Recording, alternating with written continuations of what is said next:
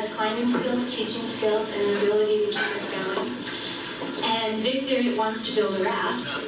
The exercise relates family birth order to problem-solving abilities, and it teaches communication skills. After hours of lectures, the campers take what is called a killer hike, designed to help them burn off excess adolescent energy. Tuesday morning begins with a lecture on self-esteem and the growing teen suicide problem. It begins with a graphic demonstration of the types of criticism students can be subjected to. Here's what your teachers do. That's the dumbest thing I ever saw! Are you okay? Yeah. Now, stick with it. She wasn't even doing anything wrong. She wasn't even doing anything wrong, and when I said that, she blushed. Do you see what easy targets we are for criticism? Some of us, whenever someone criticizes us in some ways, we believe it without even thinking it through. We're such easy targets for put-downs.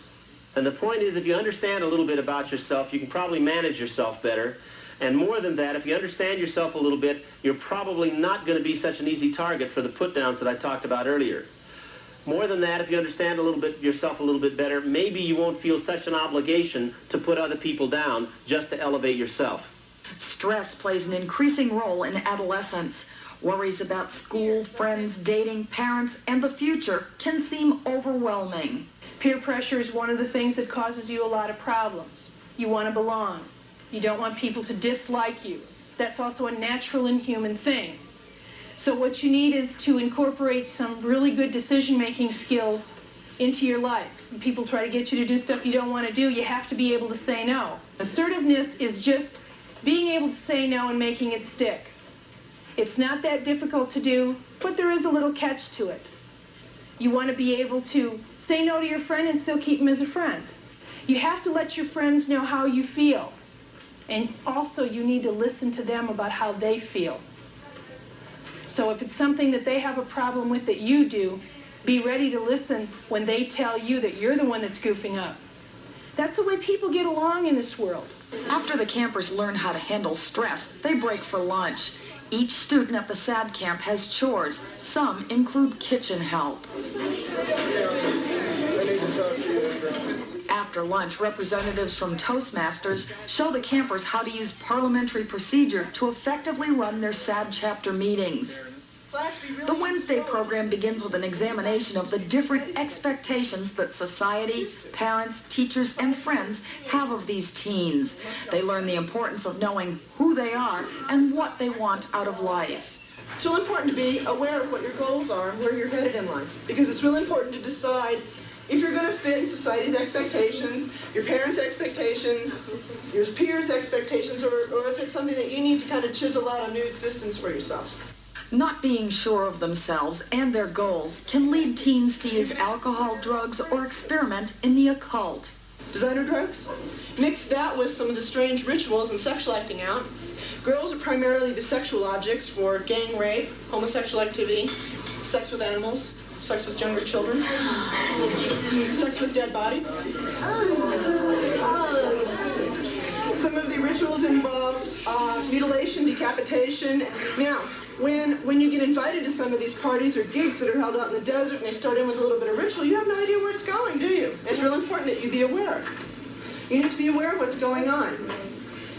I've got 3 kids right now that attempted suicide because the devil told them to commit suicide. Because he wanted to have them down in hell doing his bidding. And so they wrote a contract and they tried to commit suicide by disemboweling themselves. It's real serious stuff. And you need to make educated decisions on what's going on. She offers one of the easiest methods of decision-making. Problem solving is really easy. All you need is a piece of paper and a pencil. And you draw a line right down the middle of the piece of paper and you say, what I like, what I don't like. And you list the things that you like about what's going on, you list the things you don't like about what's going on, and then what you do is you take a look at which list is longer and which one you feel most comfortable with, and then you do it. After that lecture, the campers have leisure time before lunch. The next speaker addresses the strong physical addiction to alcohol. Alcohol is the most physically damaging and addicting chemical on the market today. Our body processes it, it goes right into the body, the kidney, and so on and so forth, and it just eats you up inside. Has anybody ever heard of a liver? What's alcohol do to the liver? Eats it alive. How many of you go to the school without eating breakfast? How many of you around 10 o'clock your stomach starts saying, feed me, feed me, feed me? How many of you lean over to your neighbor and say, if I don't get a candy bar, I'm going to die? Huh? How many of you do that? Quite a few of you, right? That is the same concept with physical addiction. Just as our body tells us we need food, our body tells us we need the chemical. That is how we become chemically addicted to alcohol, is we get to a point where our body starts asking for it, and our mind enjoys it because it allows us to forget, escape, be bigger, be stronger, whatever, and we become chemically addicted to alcohol.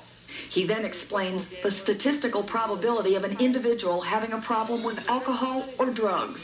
How many people in this room feel that you are related to somebody with a chemical dependency? Every time that those of you who raise your hand take a drink, take one drink, do one line, take one hit, okay? Every time you do that, you stand a 65% chance of becoming just like that chemically dependent person. If you have one person, if you have two or more, it doubles to 130% chance of becoming just like that person. Those statistics have proven to be true, okay? That if you drink or use drugs of any kind, every time you do, whether it's a swallow of beer or whether it's a hit off a joint, you stand those percentage chances of becoming just like that person that you have no desire to be like. Wednesday afternoon and evening, the students have time for sports activities and to practice for the camp talent show. Thursday morning begins with an introduction to the realities of a DUI arrest by the Nevada Highway Patrol. What we'd like to discuss with you this morning would be arrest procedures and driving under the influence. I'd like to have each of you put your hands right down on your side, like so, feet together, and I'd like to have you spread your feet about 45 degrees, just like my feet are. Okay? Now, put your hands on your side, just look straight ahead and remain in that position for me.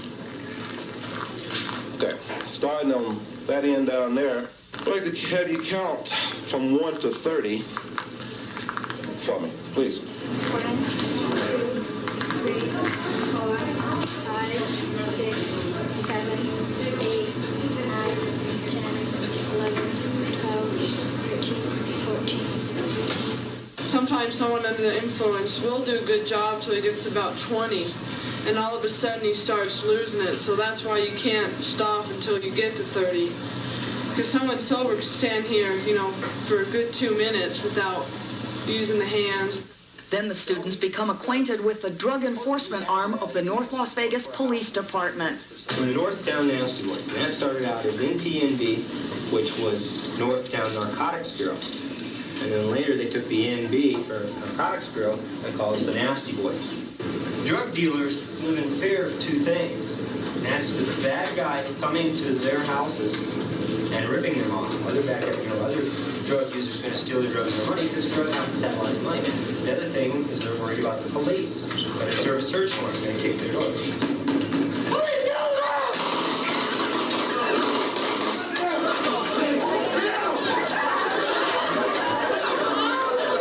After experiencing the reality of a narcotics bust, the students watch the anti-drug public service announcements created by the Nasty Boys. The song is written and recorded by police to communicate with teens in their own language. If you sell dope in your hometown, the Nasty Boys will come around. The Nasty Boys are not you see. If you sell dope, then you'll be busted by the Nasty Boys.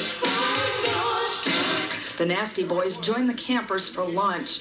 Then it's time to discover the medical